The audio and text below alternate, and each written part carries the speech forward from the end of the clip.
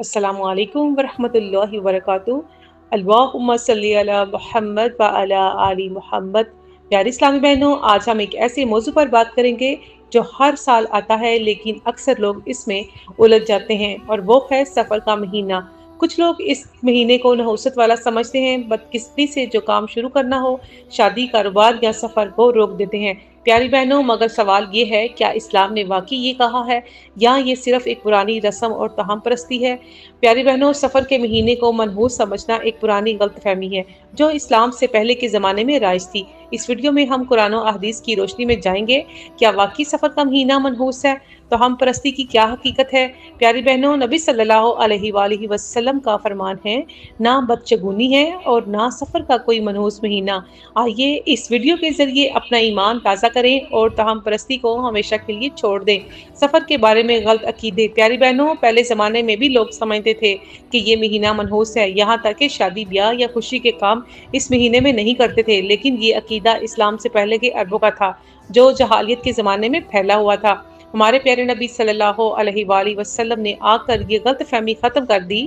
صحیح بخاری اور صحیح مسلم میں آتا ہے، یعنی نہ کوئی بیماری خود بخود لگتی ہے اللہ کے حکم کے بغیر، نہ بدشگونی ہے، نہ الو کی نحوست ہے اور نہ ہی سفر کا کوئی منحوس مہینہ۔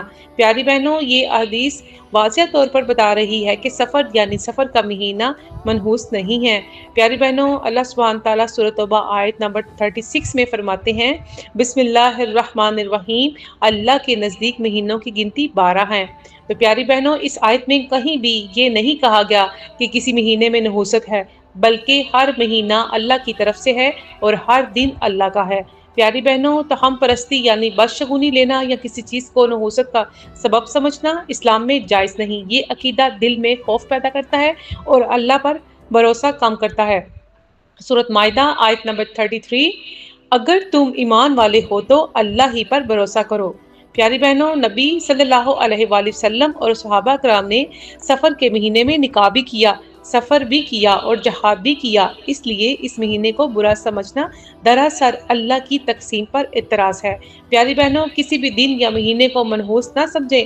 اگر کوئی کام شروع کرنا ہے تو بسم اللہ الرحمن الرحیم پڑھ کر اللہ پر بھروسہ کریں۔ گھروں میں اس مہینے میں خیر و برکت کی دعا کریں تو ہم پرستی چھوڑ کر یقین کو مضبوط بنائیں۔ پیاری بہنوں، اللہ کے ہر دن اور ہر مہینے میں رحمت ہے، نحوست نہیں۔ نحوست صرف گناہوں میں ہے اور برکت صرف ایمان اور تقوی میں ہے۔